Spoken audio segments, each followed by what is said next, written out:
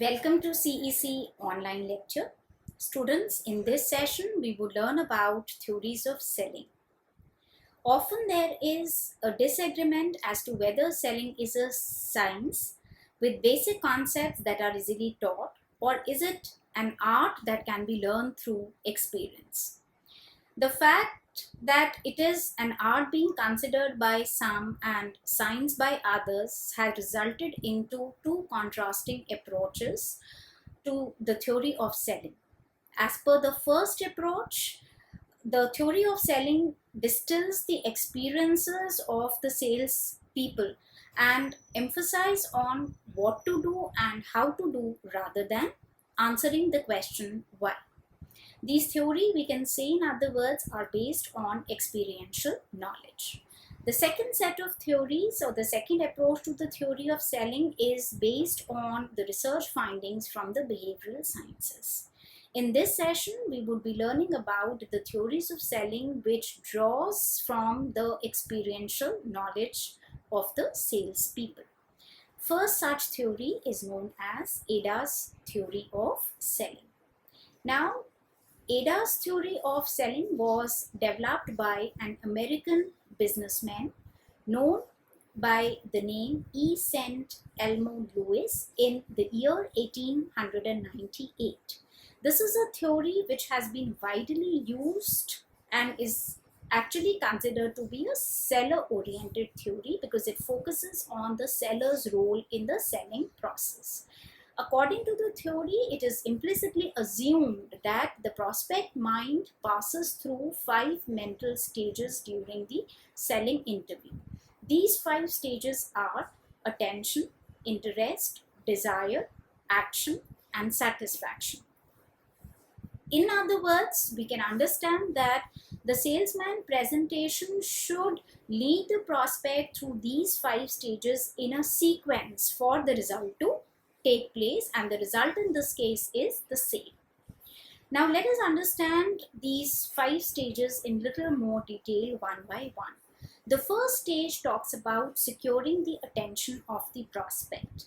Now what do we mean by this? The initial goal of the salesman is to ensure that the prospect is in a receptive state of mind. What do we mean by a receptive state of mind? This means that he is willing to listen. He is willing to pay attention to you. The moment the interview process starts, the first few minutes, they are very crucial because this is the time when the natural guard of the prospect is up. He realizes that the caller is bent on selling something, and therefore the salesman in this particular situation has to make use of favorable impression and he has to establish a good rapport. This could be at times attained through proper attire, neatness, a friendly approach, a genuine smile, and along with these things, at times it is also required that you make use of certain conversation openers. Now what are the conversation openers, students? These are the ways in which you can open up or you can start the conversation. Now these conversation openers, they are thought of well in advance. The experienced, successful salespeople, they think about the conversation openers even before they seek the formal appointment from the prospect. And generally, it is advantageous if you use the opening remarks about the prospect or about, the prospect's business. A good conversation opener causes the prospect to relax his feelings of caution, his feelings of guard, and set the stage for the succeeding stages of the entire selling process and the salesman's presentation. The second stage, students, talks about gaining the interest. Now, you have to, in this particular stage, intensify the prospect's attention so that it evolves into a state of strong interest. Many techniques are used to gain the interest of the prospect. Some develop a contagious enthusiasm. What do we mean by this? We mean that if you are feeling enthusiastic yourself about a situation, you can also inspire others to feel similarly about the same. So here what what the salesperson should be doing, they, or the experienced salesman, what they do, they feel enthusiastic about the whole situation so that they can inspire the prospects to respond and to take interest in that particular offering regarding which the presentation is taking place. Interest can also be built up by letting the prospect handle the sample of the product, so that he can look at it and he can ask you certain things about the sample, and he would be interested in knowing more about its functionality and its usage. So throughout this interest phase, one of the main purposes also to search for the strong selling appeal. We have seen that prospects are quite distinct in terms of their behavior, in terms of their temperament, attitude, action, buying motives, what is going to work with them, what is going to motivate them. And therefore a thorough understanding of the prospects buying motives and what kind of appeal is going to work with them could be very handy for the sales representative, so that he can align his selling approach according to the same. So here what you try to do it, many a times the experienced salesmen, they do a lot of probing, lot of question and answering, so that they would be able to understand what is the strongest appeal that can be used with a given prospect. In addition, the prospect's interest, they are also affected by some basic motivations, or if the subject of the interview is close to his problem at hand, or how timely and relevant he thinks that the whole situation is, or the mood. So depending on the various aspects, then you can use the strong appeal which is going to work with a particular individual, and can assure you that he would be smoothly transitioning from this stage to the next one. The next stage in line, students talk about kindling the desire. Now here you have to kindle the prospect desire to the extent where he or she would be willing to buy. He is actually ready to buy. So the development of the sales obstacles, the prospects objections, any external interruptions, or any sort of a remark which may sidetrack the presentation during this phase, you have to think about all those aspects, and you also have to deal with them at due point in time, because these are the areas, or these are the aspects which can take the desire away from the ready to buy stage. However, the salespeople or the sales personnel must remain in control of the entire situation, and they should keep the conversation running along the main line, so that you would be able to effectively take the prospect nearer to the goal of closing the sale. Once you know that the prospect is now in ready to buy stage, you can move towards the fourth stage in the ADA's model, which is action stage. Now here you have to induce action. One of the major aspects which would work up till here would be the salesman presentation. So if the presentation has been perfect by and large up till now, the prospect is ready to act, that is, he is ready to buy. However, we also understand that buying is something which doesn't happen automatically, and in most of the cases the salesman has to induce it.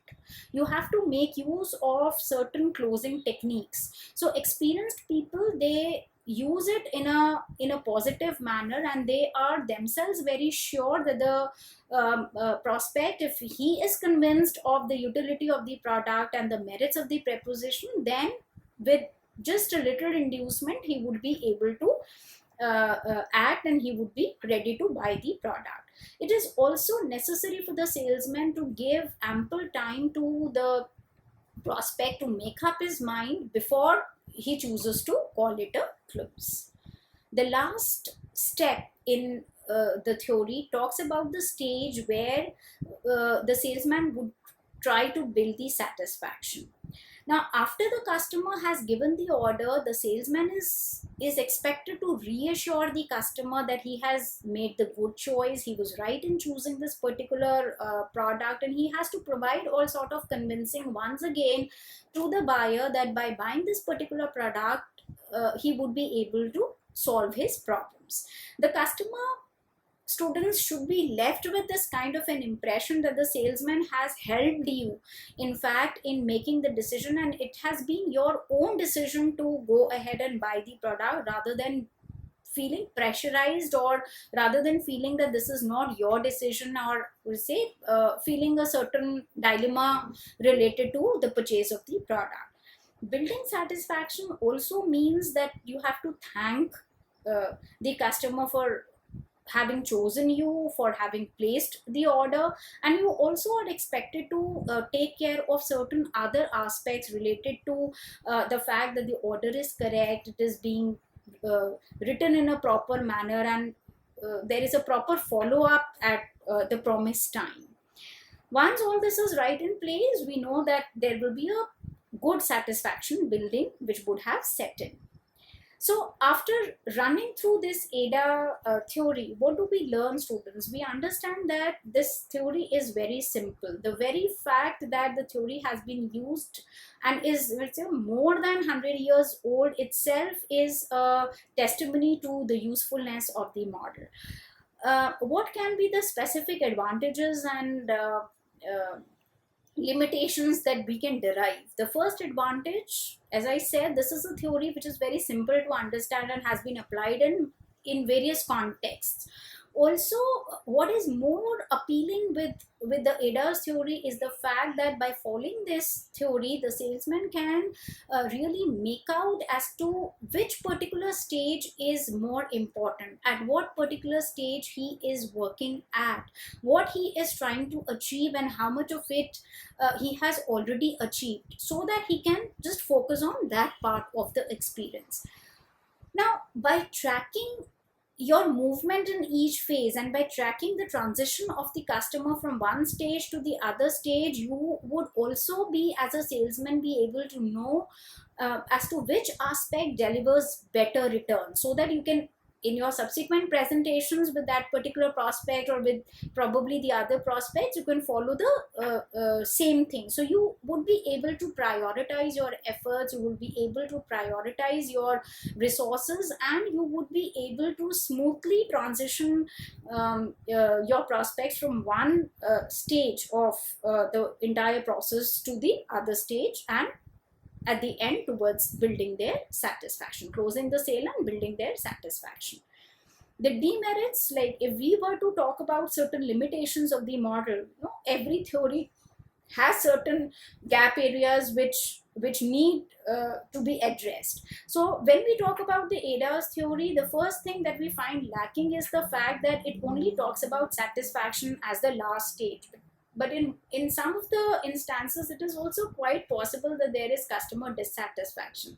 And nowadays, students, it is very important for any business to understand the reasons for dissatisfaction more than delivering satisfaction. Because your repeat business, your customer lifetime value, your loyalty, more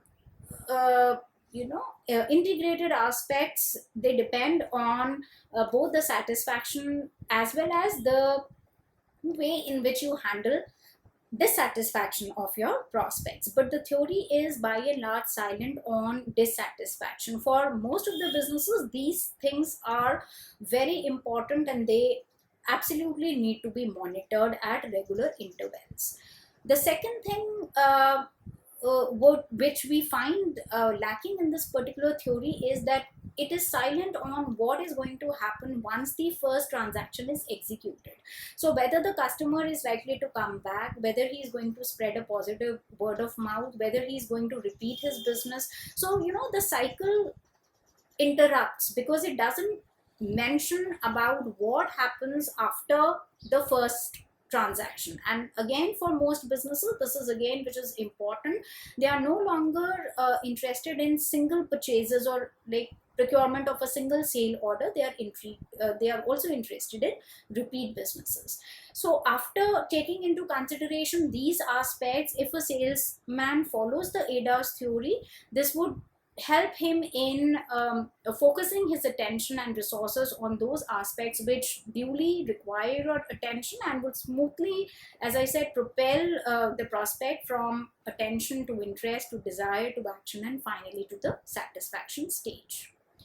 The second theory, students, that I would be talking about here, which is again a seller oriented theory, is right set of circumstances theory. This theory is also called as situation response theory. As is very clear from the name, this has something to do with circumstances and this has something to do with the situation. So this theory basically has its origin in the psychological experiments with animals. And like ADA's, the theory is again based on the seller. So it says that everything was right for the sales to take place. What do we mean by this? This means that seller has a lot of influence that he can exert, and if he exercises in the right manner, then the right set of circumstances would ensure that the prospect would respond. So in other words, we can say that the theory holds that the particular circumstances prevailing in a given selling situation cause the prospect to respond in a particular manner. Now, more specifically, how can we look at the situation? We can see that if the salesman succeeds in securing the attention and then he also gets the interest and the other stages working well, fine, and he makes use of the strong effective appeal, then then the result in the form of the sales can be achieved very easily. Furthermore, according to the theory, the more the skilled salesperson is, the more experience he carries, better he would be in a position to predict the responses which will come as a result of these instances. Now, the major emphasis, if we have to call upon the major emphasis, we say that the major emphasis of the theory is that a particular circumstance prevailing in a given selling situation will cause the prospect to respond in a certain way, which is more or less predictable. Now, the relevant set of circumstances which the salesperson should try to create and control at the same time include both the internal set of factors and the external set of factors. Now, what do we mean by internal factors? These are the factors which have something to do with the presence and the absence of desire, whereas the external are something outside, and because they are outside, some level of manipulative control can be exercised by the salesman to control those external aspects, whereas internal obviously would be little more trickier to control. At the same time, though this theory basically focuses on the fact that if the salesman exerts a right kind of influence and creates a right kind of circumstances by balancing the internal set of factors as well as the external set of factors, you can come up with the desired response that you want to have from the prospect. And not only that, you can also predict to a large extent what his response would be. If we now look at the entire theory from the point of view of its merits and demerits, we would again find that this is a theory which has its merit in the form of highlighting the influence that a salesperson can exert in a selling situation. So what we can, as I said, that these two theories are based on the experiential knowledge. They rely on the fact, they follow the approach that the experienced salesman can come up with the ways in which they can learn certain aspects which their experience is going to make them understand, and those experiences are going to come handy while they are trying to elicit a desired response from the people. Now, at the same time, though it highlights the influence of the salesperson, we are not saying that this is the only factor which is important. It is also important how he creates that balance of the internal and the external factors, and more so how he tries to control it. The second aspect, or the second merit, can be derived from this only, where we say that the theory gives us the proper category of circumstances and creates a demarcation of external factors and the internal factors. So they say that both the internal and the external factors can be focused upon by the salesperson if they want to achieve a certain kind of sales and if they want to achieve a certain kind of a desired response. At the same time, again, the theory does have certain limitations, and if the sales people nowadays would start working on those demerits and take into consideration these delimiting aspects while they are dealing with the prospects, probably they would be able to get a more, balanced uh, outcome of the entire selling situation. So when we talk about the limitations, the first one is that the theory stresses on the external factors at the expense of the internal factors. If the entire theory talks about both the internal as well as the external factor, but it emphasizes more on the external factors and talks about the instances where they say that it is relatively simpler for the salesman to exercise some control over the external factors, but it doesn't delve uh, too much into the internal factors and how these internal factors can be controlled.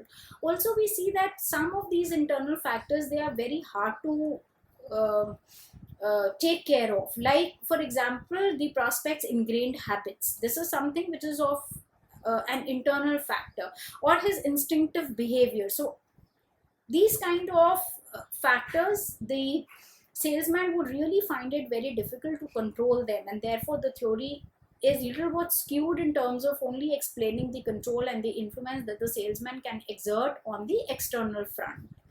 The second limitation, students, that we can talk about with reference to the theory is that it fails to attach appropriate weights to the response side.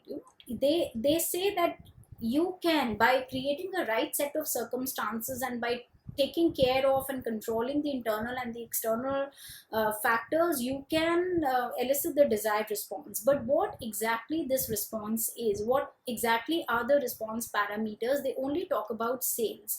But there naturally can be the other response parameters also. Like I said before, you may be looking at the repeat business, you may be looking at the customer lifetime value, you may also be looking at the positive word of mouth. Also, these responses, they may differ from one time period to the other time period, and may be more important to one business but perhaps maybe less important to the other. So the theory assigns, what we can say is, the theory assign equal weights to all the responses, and they are also not very clear, and they are not very inclusive when it comes to different other responses that any other business would be interested in having, other than only looking at sales as the outcome variable. So in all, students, if we do a quick recap of the two theories that we have done, as I said, that these two theories are based on the seller orientation. So these are the seller oriented theories. Also, both the theories are based on the very first approach, according to which the theory of selling distills the experiences of the successful salespeople.